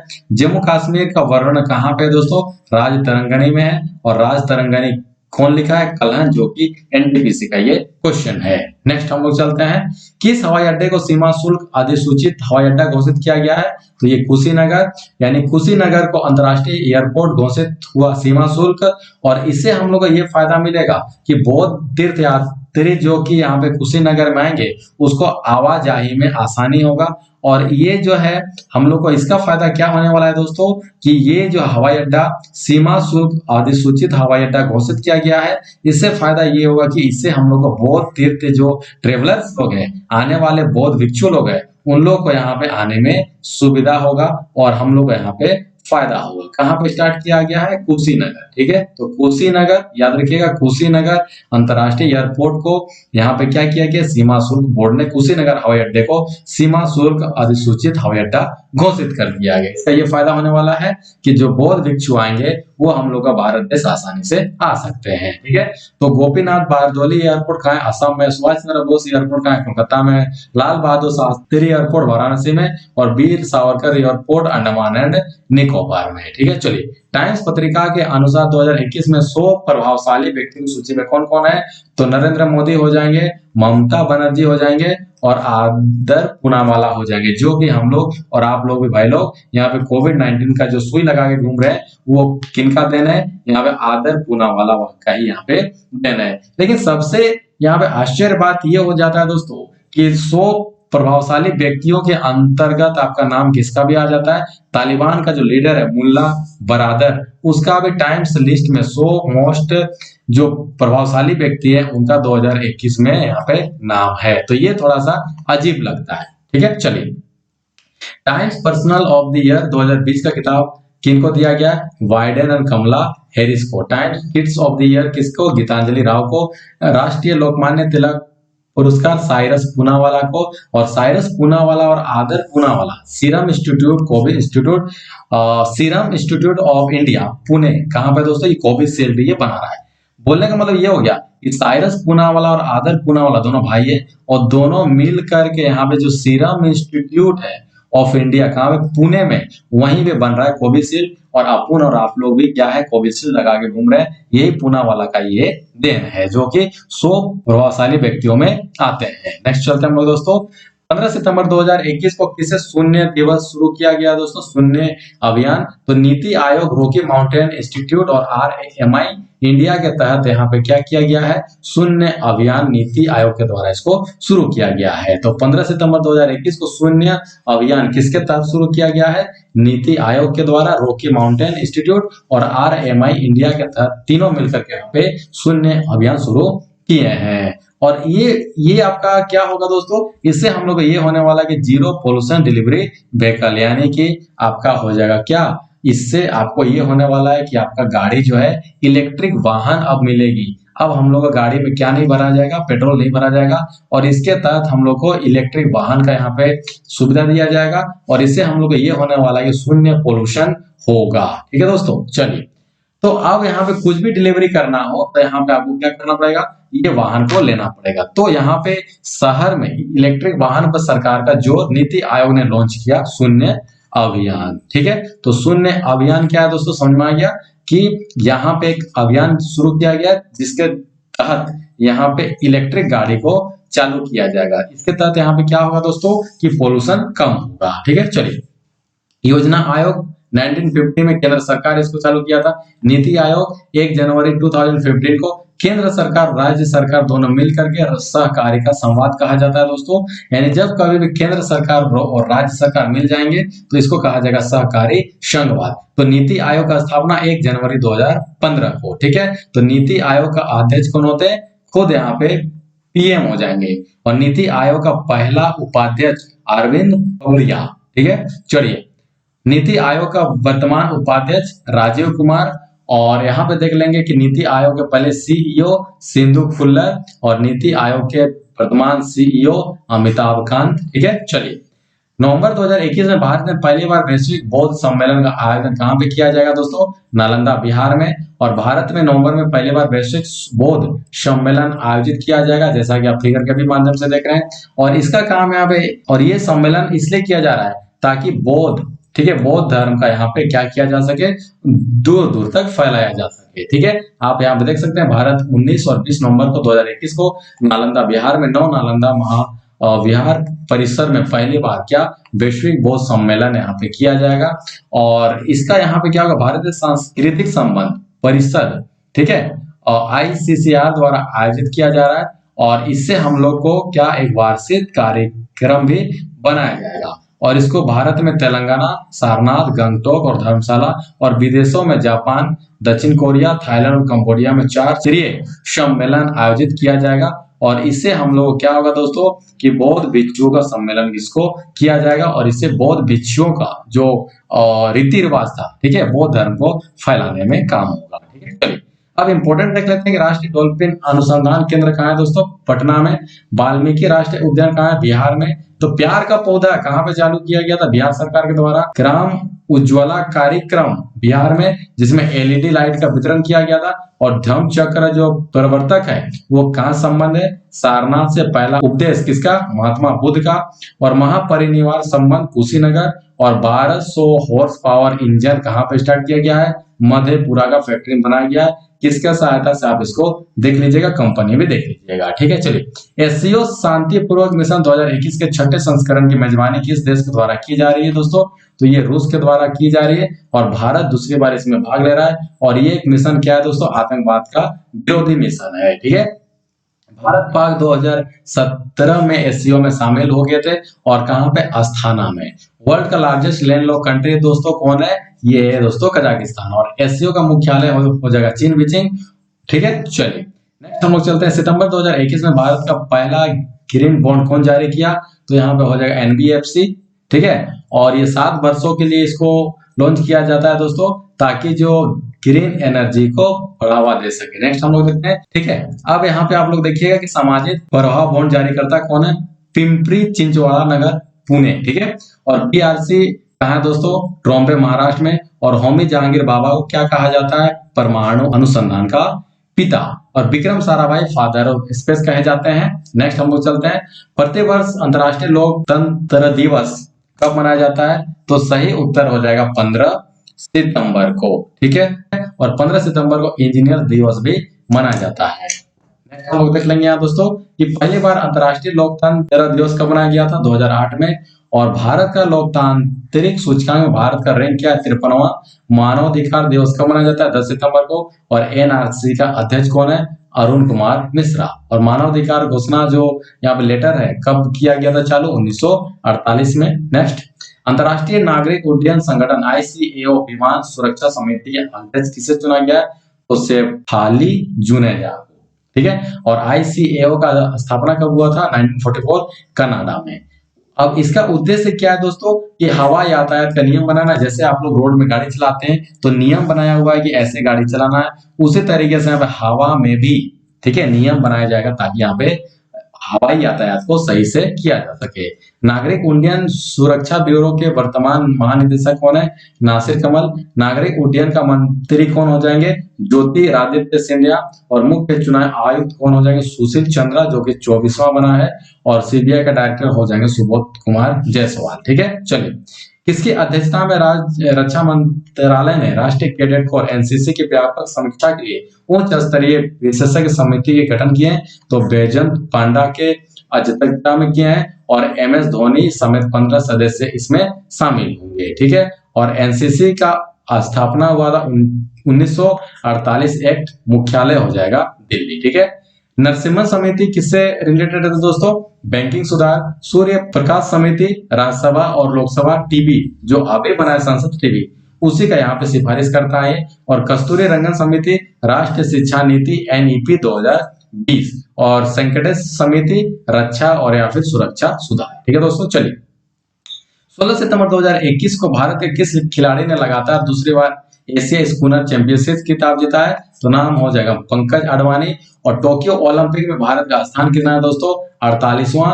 और USA 39 गोल्ड लेकर पहला स्थान, चीन 38 गोल्ड लेकर दूसरा स्थान, और जापान 27 गोल्ड लेकर के तीसरा स्थान।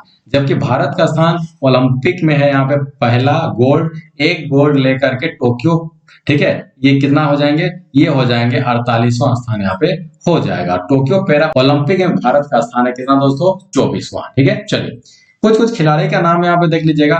मनिका बत्रा टेबल टेनिस, नीरज चोपड़ा भाला फेंक, मनप्रीत सिंह हॉकी, मीराबाई चानू भारोत्तोलन और बजरंग पूनिया कुश्ती। ठीक है दोस्तों, चलिए किन देशों ने इंडो पैसिफिक क्षेत्र हेतु एक नई त्रिपक्षीय सुरक्षा साझेदारी AQUS की घोषणा की है? तो यूएसए, यूके और ऑस्ट्रेलिया तीनों मिलकर के यहाँ पे त्रिपक्षीय सुरक्षा साझेदारी का घोषणा किए हैं। और यूएसए का राष्ट्रपति हो जाएंगे जो बिडेन, और यूके में बोरिस जॉनसन है, और ऑस्ट्रेलिया में कौन हो जाएंगे, स्कॉट मॉरिसन हो जाएंगे। अब देखिएगा यहाँ पे आ जाता है कि लोग क्वाड यानी कि QUAD, तो क्वाड का मतलब होता है 4 देश का सहायता। तो कौन कौन है दोस्तों, इंडिया है, यूएसए, ऑस्ट्रेलिया है और ये जापान है। अब्राहम अकॉर्ड कौन किसके किसके बीच में हुआ था, इजराइल और UAE के बीच में। कौन करवाया था, यूएसए ने करवाया था। ठीक है, अब यहाँ पे वज्र प्रहार इंडिया और यूके के बीच में होता है। कोंकण युद्ध अभ्यास इंडिया और यूके के बीच में होता है। अजय वारियर इंडिया और यूके के बीच में होता है। और एक्यूवेरिन भारत और यूके के बीच में होता है। अब वीटो पावर किसके किसके पास है दोस्तों, यूएसए के पास में, यूके के पास में, फ्रांस के पास में, चाइना और रशिया के पास में। तो वीटो पावर का मतलब होता है ना बोलने का शक्ति, यानी कुछ भी काम यहाँ पे यदि मान लीजिए कुछ नियम पारित हो रहा है, अगर ये 5 देश में से कोई बोल देगा कि ये नहीं होना चाहिए तो वो फिर नियम नहीं बनेगा, यानी कि दुनिया वैसे ही चलेगा। ठीक है, तो 5 कंट्री के पास में यहाँ पे वीटो पावर है। नेक्स्ट, केंद्रीय मंत्री नितिन गडकरी ने AI संचालित रोड सड़क सुरक्षा जो अभियान है आई रास्ता कहाँ लॉन्च किया दोस्तों, तो ये नागपुर में इसको लॉन्च किया है। अब थोड़ा सा इंपॉर्टेंट देख लेते हैं, काला नमक महोत्सव कहाँ मनाया जाता है, यूके में। तमाशा और लावनी जो डांस है वो कहाँ किया जाता है, महाराष्ट्र में। काला घोड़ा महोत्सव महाराष्ट्र में और काला चावल महोत्सव मणिपुर में ये किया जाता है। ठीक है, यूनेस्को द्वारा मुरा ड्रॉ डेनियो का प्रथम देशों द्वारा बायोस्फीयर रिजर्व घोषित किया गया। कौन देश कौन कौन है, ठीक है, तो ऑस्ट्रेलिया।